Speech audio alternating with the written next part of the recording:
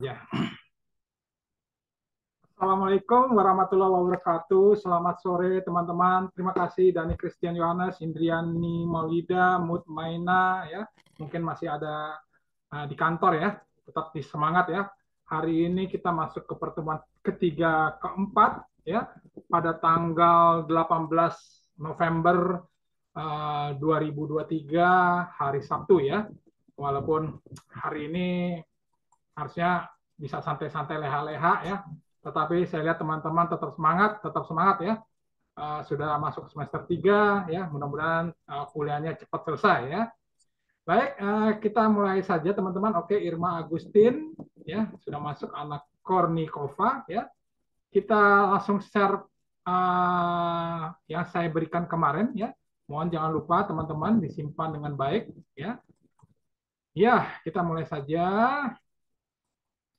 Kita akan bicara tentang manajemen investasi pasar modal ya. Kemarin kita sudah bicara panjang lebar tentang betapa pentingnya investasi dalam dunia bisnis, teman-teman ya. Nah, teman-teman, kita akan bicara lebih luas lagi. Nanti jangan lupa teman-teman ya, mohon pas absensi mohon open kamera ya, agar kita bisa diperhatikan oleh Bapak Ketua kita, Bapak Rektor kita, bahwa kegiatan pembelajaran online ini berjalan dengan baik ya. Dan juga teman-teman tolong dalam suasana politik ini saya tidak memperkenankan bicara di luar topik, jangan bicara menghina lembaga negara, termasuk unsur SARA ya, termasuk masalah-masalah yang sensitif ya. Kita lebih bagus bicara tentang masalah ekonomi, manajemen dan investasi teman-teman. Ya, kita lanjutkan lagi tentang pasar modal Indonesia bab kedua. Dalam kekuatan ekonomi suatu bangsa tercermin kelengkapan dan kegiatan efektivitas lembaga pasar, teman-teman ya, yang meliputi dengan berbagai hal. Pertama, kita harus mempunyai pasar uang ya, lalu atau bahasa Inggrisnya foreign exchange market ya. Teman kita siapa yang kerja di forex ya, ada ya di sini ya. Lalu ada juga tentang pasar komoditas atau commodity market. Lalu ketiga, kita bicara juga tentang harus mempunyai lembaga pasar, yaitu pasar modal atau capital market. Lalu berikutnya ada pasar berjangka ya atau future market ya. Jadi empat ini penting sekali kan teman-teman ya.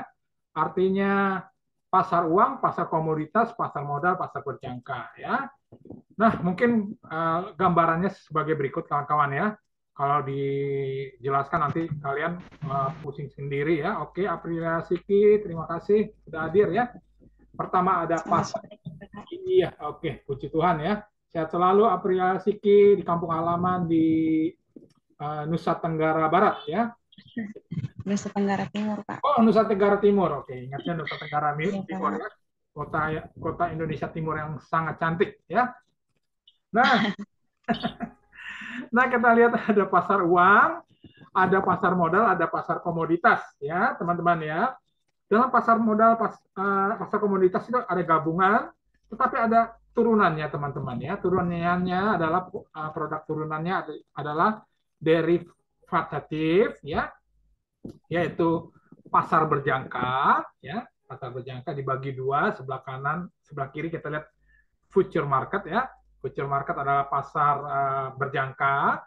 Lalu sebelah kanan adalah option market ya. Nah, teman-teman, pasar uang, pasar modal dan pasar komoditas dikategorikan pasar tunai atau spot market ya, spot market ya. Dan pasar berjangka adalah future market ya. Nah, produk yang diperjualkan di pasar spot juga diperdagangkan di pasar future ya. Nanti bisa teman-teman lihat lagi di di media sosial tentang pasar berjangka, option market dan future market ya. Lalu mungkin teman-teman tanya, apa sih perbedaan future market dan spot market? Terletak pada penyelesaiannya ya. Pada spot market, penyelesaian pembayaran dan untung rugi segera dilakukan hari itu juga ya. Sedangkan future market dilakukan 1 bulan atau lebih sesuai dengan kontrak yang telah ditetapkan, teman-teman ya, ada kontraknya ya, yang telah ditetapkan oleh pasar berjangka ya. Tentunya teman-teman pembayaran future market ya harap diperhatikan ya.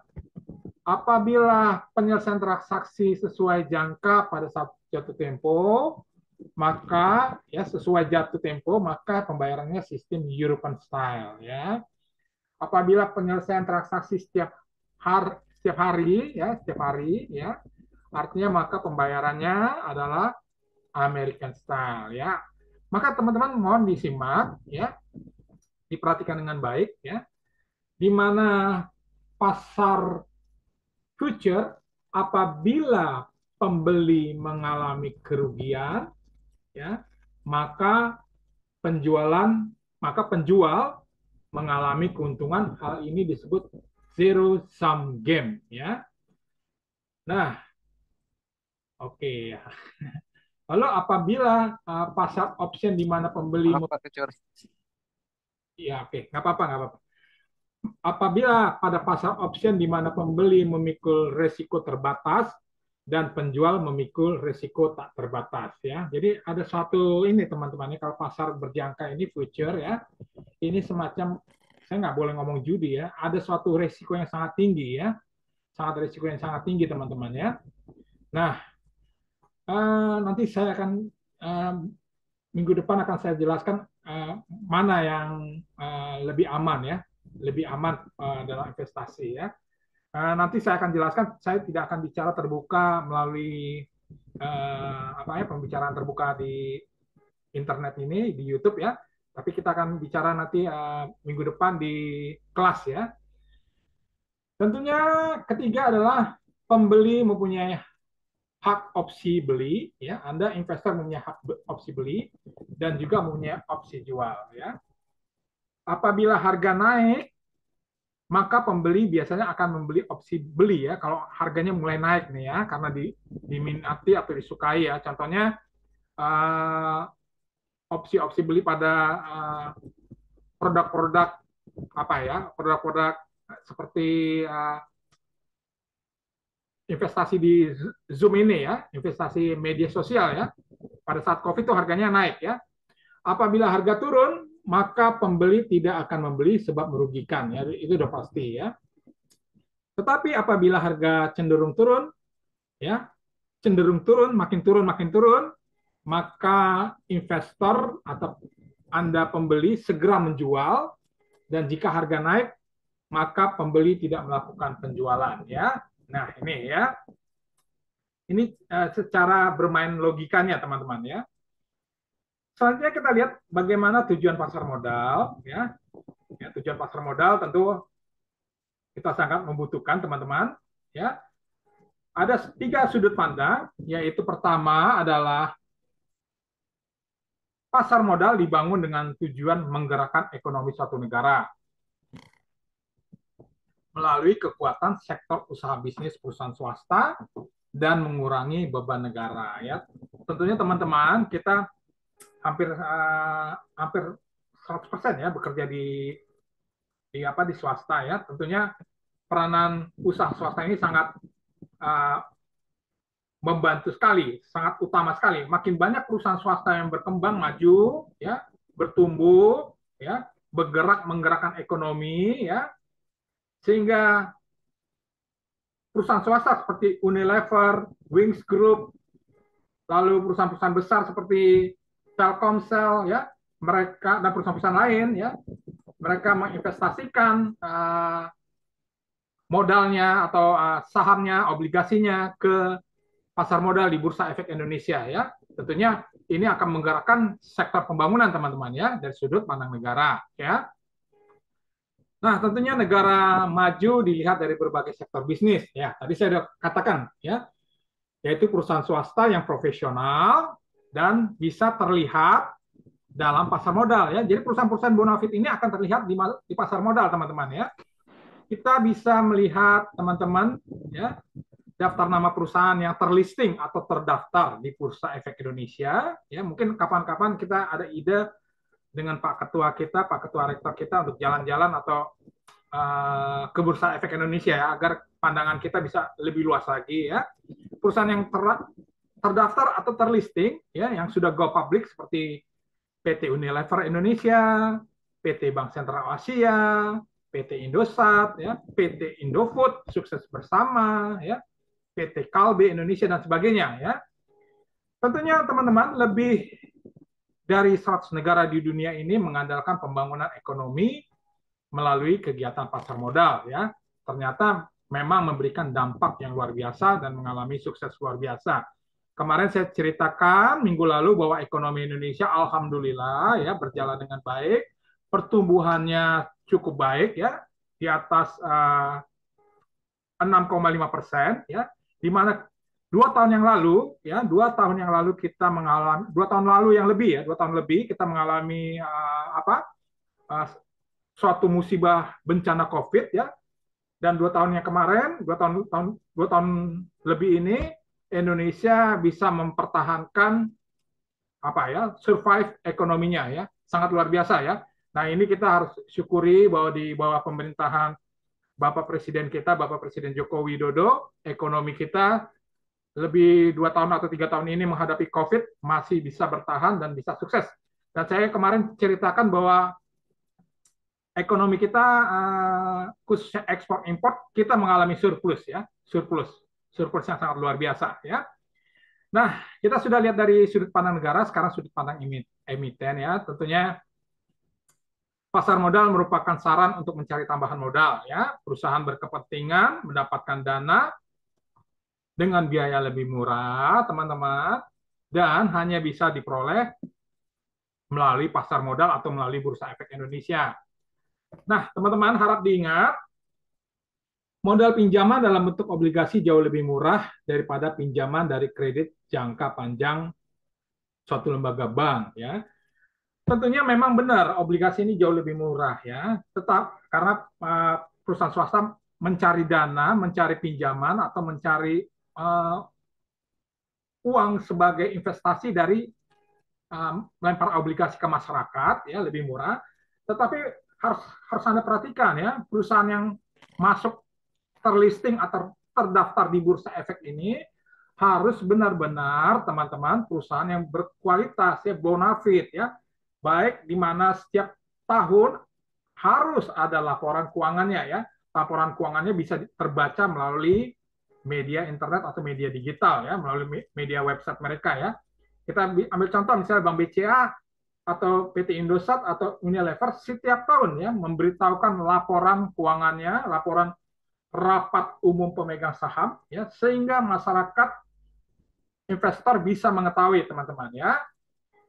Nah, ini saya sudah katakan tadi bahwa perusahaan yang terlisting di Bursa Efek Indonesia akan lebih perilakunya ya, behaviornya, manajemennya akan terbuka ya, lebih transparan dan lebih profesional daripada manajemen konvensional yang dikelola oleh manajemen keluarga ya.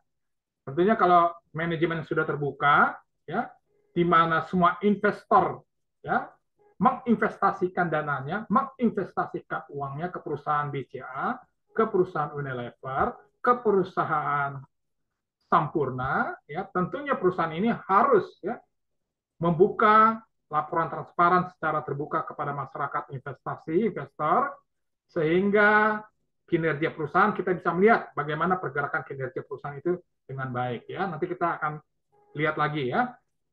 Lalu tadi pertama dari sudut pandang negara, sudut pandang emiten, lalu sudut pandang masyarakat, teman-teman ya. Tentunya masyarakat memiliki sarana baru untuk menginvestasikan uang modal dalam bentuk saham ya atau obligasi melalui perdagangan transaksi keuangan di Bursa Efek Indonesia ya. Sekarang ini bisa melalui aplikasi digital ya. Saya nggak usah sebutkan namanya, nanti terlalu banyak iklan ya. Sebab saya bukan, takutnya saya dikira saya mengendorse aplikasi apa ya. Bisa Anda lihat ada aplikasi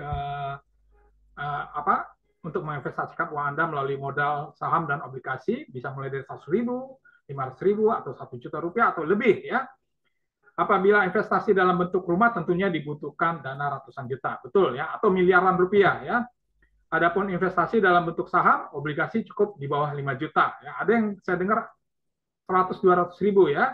Sehingga teman-teman saham dan obligasi adalah alternatif investasi yang bisa dicapai oleh nasabah atau investor ya, atau Anda sendiri, teman-teman, tolong nanti Anda yang mungkin punya rezeki besar, rezeki ya rezeki yang luar biasa ya dari Allah Subhanahu wa taala, mungkin Anda usahakanlah menginvestasikan dana Anda, uang Anda ya, sehingga investasi yang bisa dicapai nasabah pada saat ini bisa berbagai kalangan, tingkat bawah, tingkat mahasiswa, tingkat ibu-ibu, tingkat karyawan ya.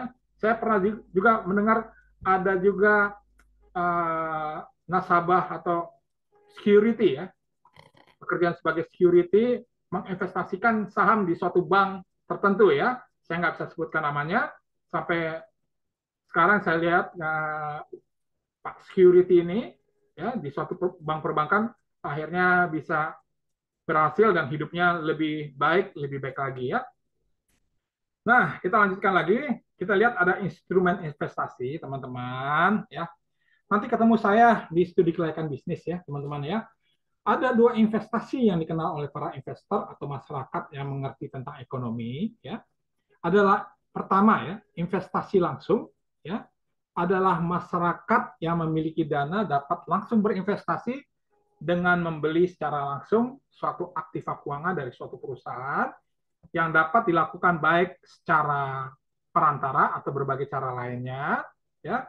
Investasi langsung ada beberapa macam. Pertama adalah tabungan ya. Kalian sudah tahu ya tabungan ya. Lalu berikutnya adalah deposito ya. Lalu ada juga investasi langsung dapat diperjualbelikan ya, surat-surat berharga ya dengan pendapatan tetap atau fixed income security ya. Pertama adalah treasury bonds ya. Ini adalah obligasi negara ya. Obligasi negara, pemerintah Indonesia mengeluarkan obligasi melalui bank pemerintah, misalnya Bank Mandiri ya atau Telkom mengeluarkan obligasi, atau perusahaan BUMN Pertamina mengeluarkan obligasi ya melalui bank BNI ya, bank pemerintah biasanya ya. Lalu berikutnya ada Federal Agency Security, ini semacam obligasi provinsi ya.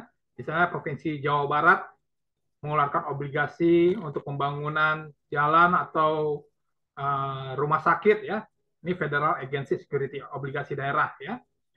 Lalu ada juga municipal bonds ya. Municipal bonds ini semacam obligasi apa ya? Saya susah menerjemahkan. Misalnya pemerintah Bekasi atau pemerintah Depok ya, di bawahnya provinsi ya, mengeluarkan obligasi kepada masyarakat Depok atau Bekasi untuk pembangunan prasarana puskesmas atau prasarana belajar ya, pembangunan sekolah dan sebagainya ya. Lalu ada juga teman-teman corporate bond ya. Corporate bond adalah obligasi perusahaan swasta ya.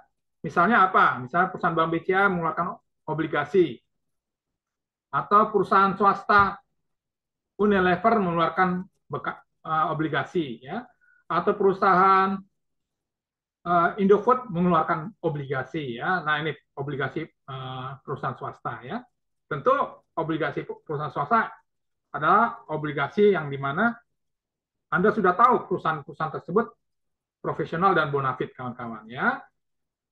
Lalu ada convertible bond ya. Convertible bond ini adalah misalkan obligasi ya, di mana perusahaannya sudah tidak bisa sanggup membayar dividen, maka obligasi itu berubah menjadi kepemilikan saham ya. Misalnya teman kita Indriani Maulida membeli obligasi perusahaan Bank ABC ya. Bank ABC tidak bisa sanggup membayar dividen, maka Indriani Maulida diajak sebagai pemegang saham atau sebagai bagian investor pemilik saham dan berubah obligasinya menjadi saham ya. Lalu ada saham-saham, yaitu saham preferen atau saham utama, ya, saham istimewa teman-teman ya. Tentunya saham istimewa ini dikhususkan kepada ya orang-orang yang lebih oke ya, lebih bonafit ya. Lalu ini ada juga saham biasa ya, saham biasa common stock ya, biasanya ke pasar masyarakat ya melalui Bursa Efek Indonesia, atau Anda sendiri bisa membeli saham biasa walaupun hanya 500.000, 1 juta atau 2 juta ya. Tapi kalau dikumpul-kumpulin, ada sisihkan, bisa-bisa lama-lama sahamnya menjadi, pemilik saham Anda bisa jadi luar biasa ya. Lalu berikutnya ada investasi langsung di pasar turunan, ada waran, opsi put, opsi call ya. Nanti ini di studi kelayakan bisnis kawan-kawan ya. Lalu ada future contract ya. Future contract adalah perjanjian investasi masa depan ya. Nanti saya akan jelaskan di studi kelayakan bisnis ya. Setelah investasi langsung ada indirect investment, artinya investasi tidak langsung ya, di mana masyarakat investor yang memiliki kelebihan dana ya. Ingat teman-teman ya, saya menyarankan kalau untuk investasi ini harus kepada dana yang Anda punya kelebihan dana ya. Ini penting sekali kawan-kawan ya. Sehingga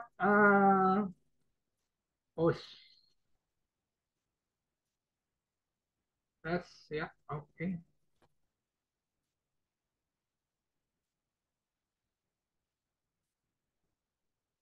Ya, kedengaran suara saya? Oke, ya, oke, lanjutkan lagi ya. Tadi kayaknya terputus internetnya ya. Terlibat secara langsung dalam pembelian aktiva keuangan cukup hanya dengan memegang dalam bentuk saham dan obligasi. Investor memiliki indirect investment, umumnya cenderung tidak terlibat dalam pengambilan keputusan penting pada suatu perusahaan. Contoh misalnya membeli saham atau obligasi yang dijual pasar, modal, itu pun juga biasa dilakukan oleh perusahaan investasi atau adanya agent atau perantara atau broker. Dengan begitu kita dapat memahami perantara agent tersebut akan mendapatkan sejumlah keuntungan yang dianggap sebagai fee ya. Misalnya investor ini Bapak Richard ya, menginvestasikan ke suatu lembaga aktiva keuangan melalui perusahaan investasi, misalnya PT Maju Bersama ya, saya nggak usah sebutkan ya, PT Maju Bersama, di mana teman kita Mutmainah sebagai agensi atau perantara ya. Tetapi teman-teman, saya harus ingatkan ya, untuk investor dari luar ini, teman-teman ya, yang menginvestasikan melalui berbagai aktiva keuangan, Anda sebagai agent atau sebagai broker ya, bukan harap ya, harus mengetahui investor Anda ya, dananya dari mana, uangnya dari mana, NPWP-nya bagaimana ya.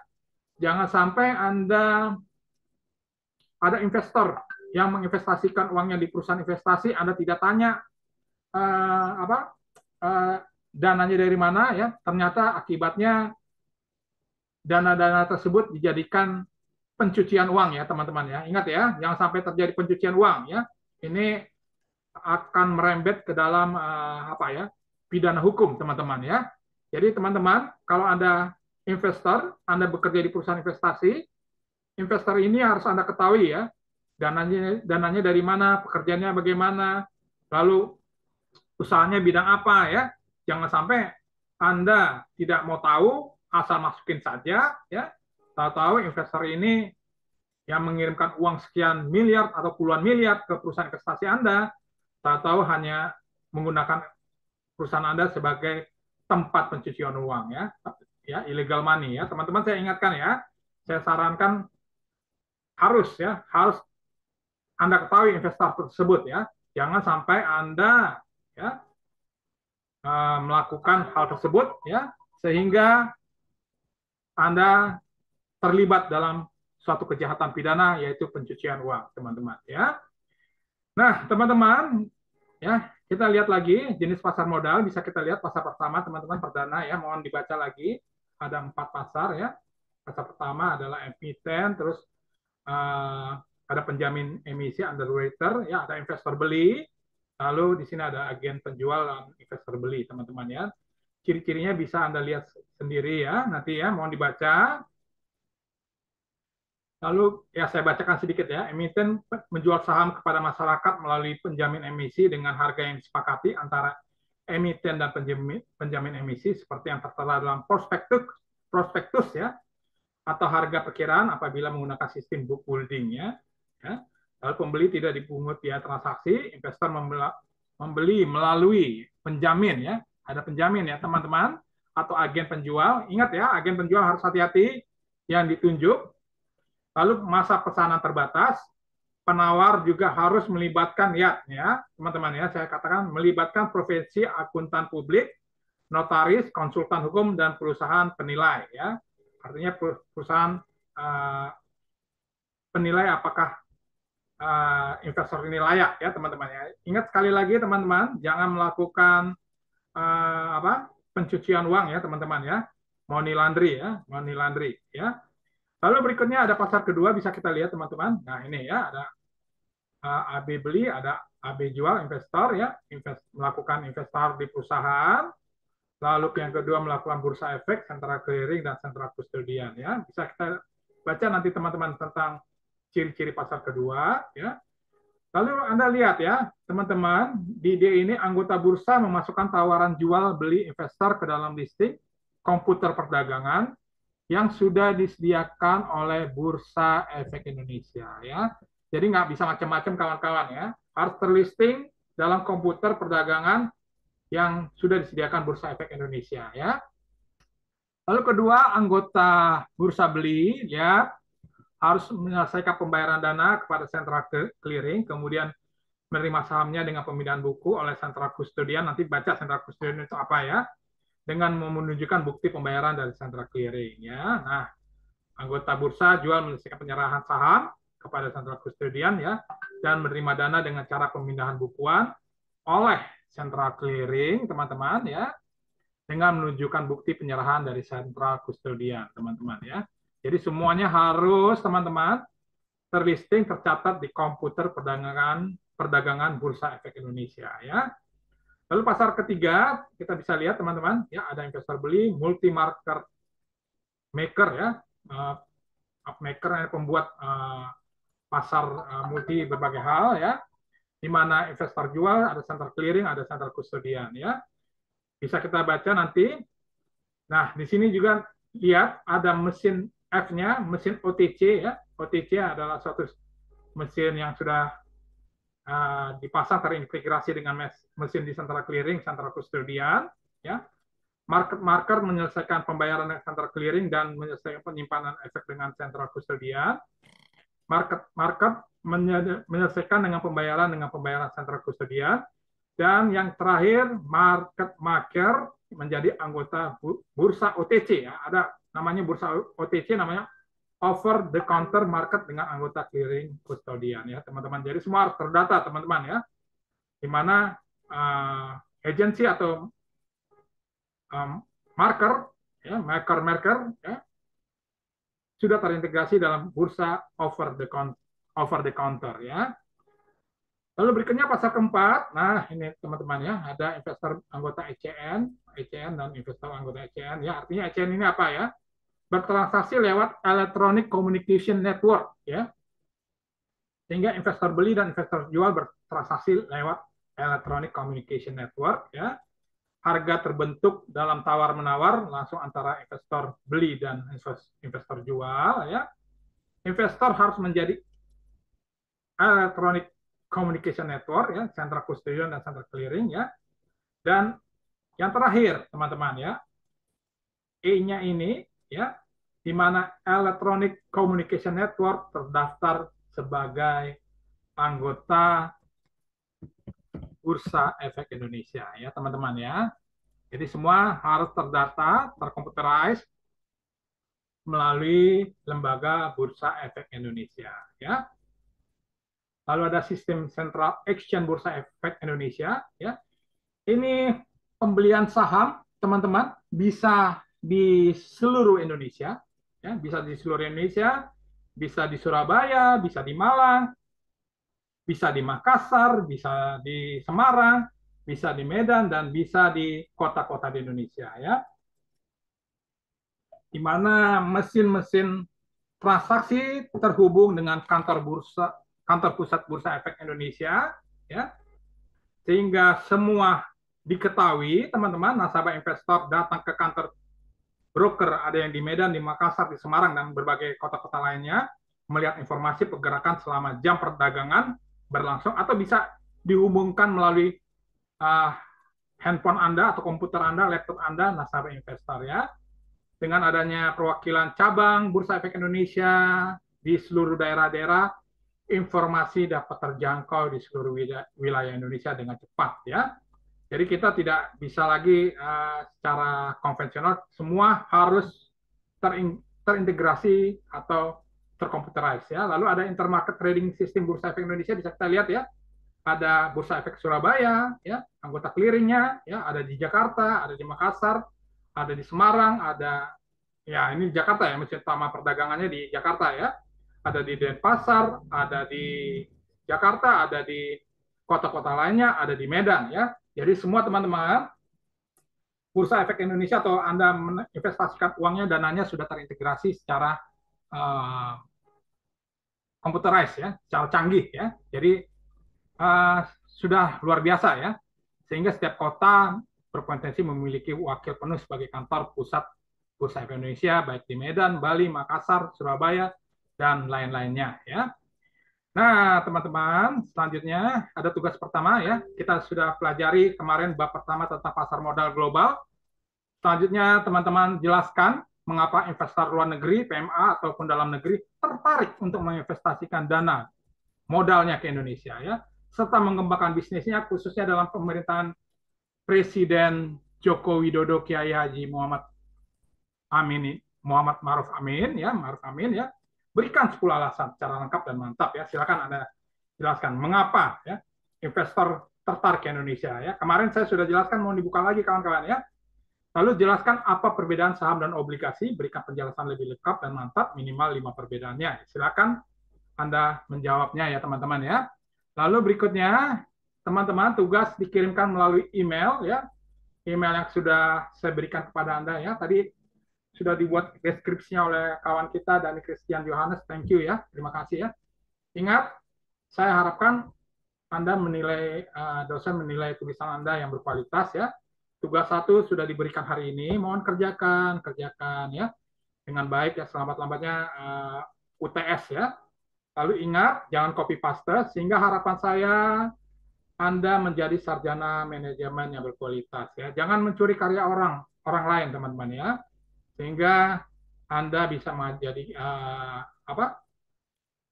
sarjana-sarjana yang berkualitas, manajer-manajer yang berkualitas. Harap tugas yang Anda kerjakan ya, dalam suasana politik ini tolong jangan bicara politik ya, atau kebencian dan sara, atau ngomong bicara merembet kemana-mana, saya nggak begitu suka ya. Tolong kita fokus dalam ilmu manajemen investasi ya, dalam bidang manajemen ekonomi ya, pasar modal ya, jangan dibawa-bawa tarik ke sana tarik ke sini ya. UTS besok ya, harap Anda hadir di kampus di Jakarta ya, sehingga kita menjadi mahasiswa sukses ya. Oke, kita sudah lebih dari 35 menit ya. Waktu kita tinggal 5 menit saja. Saya harapkan semoga kita sukses, mahasiswa-mahasiswi STIGI Jakarta. Oke, demikian teman-teman ya. Pertemuan kita hari ini tanggal 18 November 2023. Oke, saya mohon open kamera teman-teman. Biar saya screenshot. Oke, aduh, hati-hati Dani Christian Yohanes di mobil, aduh ya. Bawa mobil sendiri ya, aduh.